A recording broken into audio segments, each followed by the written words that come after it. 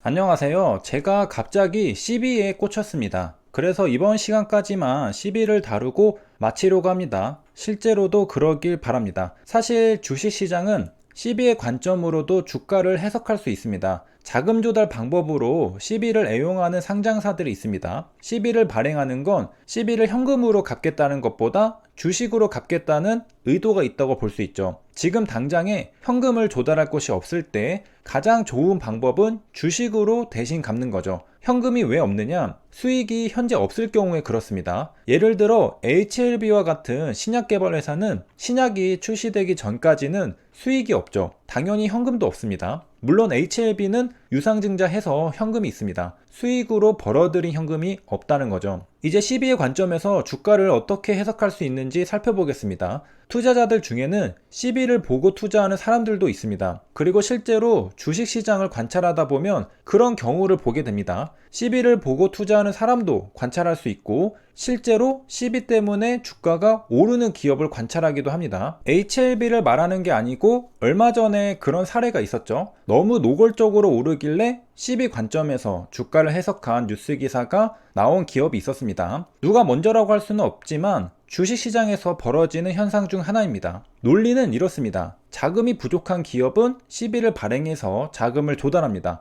사채니까 현금으로 갚는 게 원칙입니다. 하지만 갚을 때가 되니 아직도 현금이 부족합니다. 현금으로 갚기에는 부담이 되죠. 그래서 다른 방법을 찾습니다. 바로 주식으로 갚는 거죠. 그런데 주식으로 갚고 싶다고 마음대로 할 수 있는 건 아닙니다. 사채권자가 볼 때 주식의 가격이 매력적이어야 주식으로 갚을 수 있는 것이죠. 전환가액보다 주가가 낮으면 사채권자는 그냥 현금으로 달라고 요청할 겁니다. 그런데 주가가 올라서 전환가액보다 높게 되면 이야기가 달라집니다. 회사가 요청하기도 전에 사채권자는 주식이 이득이라는 걸 알게 됩니다. 그러면 사채를 주식으로 전환하게 되죠. 결과적으로는 합의를 할 것도 없이 주식으로 사채를 갚게 됩니다. 아주 자연스럽죠. 이 과정에서 CB를 보고 투자할 수 있는 연결고리가 생깁니다. 결국 현금이 부족한 회사는 CB를 갚기 위해서 주가를 부양할 가능성이 높습니다. 주가 조작을 한다는 소리가 아닙니다. 좋은 소식을 내보낼 가능성이 높다는 것이죠. 겉보기에는 좋은 소식이 발생해서 좋은 소식을 발표하는구나. 하지만 그 이면에는 CB라는 이해관계가 걸려있는 경우도 있습니다. 물론 이 모든 건 퍼즐 짜맞추기입니다.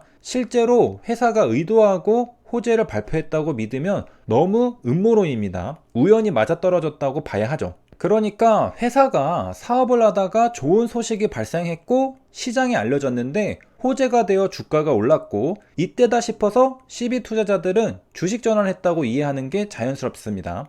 이제 HLB로 가보겠습니다. HLB도 CB를 잘 활용하는 상장사 중에 하나입니다. 이번 시간에는 CB의 관점에서 해석해보는 겁니다. HLB는 400억 원짜리 전환사채가 있었습니다. 사채 만기일이 2022년 12월 18일이니까 1년 정도 남은 상태였습니다. 상황에 따라서는 기간이 촉박하다고 볼 수 있습니다. 물론 현금을 조달해서 갚을 수도 있습니다. 하지만 주가가 올라서 주식 전환되는 게 HLB 입장에서는 유동성을 유지하면서 사업을 하기에 최적의 전략이죠. 그리고 운이 좋게도 나노젠과 나노코박스 MOU를 체결하게 되었고 시장에서는 좋은 반응을 얻어서 주가가 올랐습니다. 회사에서 호재를 발표했는데 투자자들은 시큰둥할 수도 있었습니다. 하지만 투자자들은 반응했고 주가는 단기 2배가 올랐습니다. 그리고 기다렸다는 듯이 CB는 주식 전환되었습니다. 모두에게 윈윈하는 시나리오가 완성되었습니다. HLB는 현금을 아끼면서 CB를 처리해서 좋고 LB 주주님들은 수익을 봐서 좋고 CB 투자자들도 수익을 봐서 좋습니다.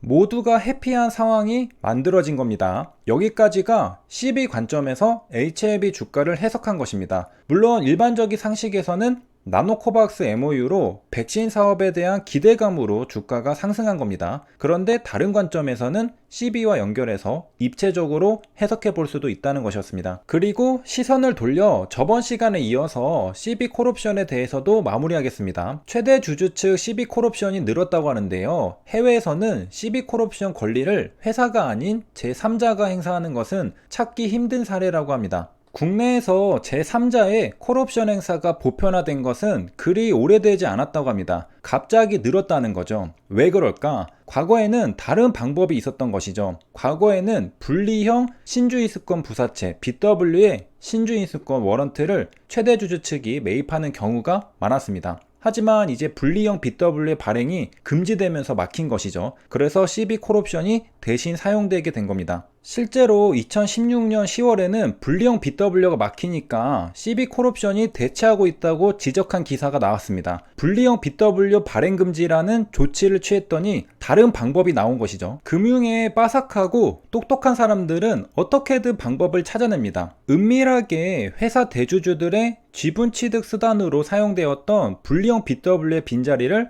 CB 콜옵션이 빠르게 대체했죠. 분리형 BW와 CB 콜옵션은 쌍둥이입니다. 이름은 달라도 역할은 똑같다는 겁니다. 잘 생각해보면 정말 똑같죠. 분리형 BW가 법으로 막혔는데 다른 합법이면서 똑같은 걸 대주주들은 찾아낸 겁니다. BW는 사채에 옵션, 워런트를 합친 겁니다. 그리고 분리형 BW는 사채와 옵션을 분리한 겁니다. 회사는 BW를 발행하면서 사채와 옵션을 따로 떼어내서 각각 다른 투자자에게 팔 수 있었습니다. 우리가 옵션 하지 말라고 하죠. 옵션, 워런트는 채권 가격보다 훨씬 저렴해서 큰 차익을 볼 수 있습니다. 우리가 옵션 하지 말라는 건 큰 손실도 볼 수 있기 때문에 그런 것이고요. 대주주들은 이 옵션으로 큰 수익을 봤다는 겁니다. 핵심은 적은 돈으로 큰 수익을 볼 수 있다는 것이죠. 그리고 이게 가능하려면 분리형 BW여야 했던 겁니다. 그런데 이게 막혔죠. 그러면 비슷하면서도 가능성을 엿볼 수 있는 다른 건 무엇일까? CB가 있었습니다. 그런데 CB는 분리형 BW의 옵션과 다르게 사채에 대한 온전한 값을 전부 지불해야 인수할 수 있습니다. 돈이 많이 들어가죠. 여기에서 머리를 잘 씁니다.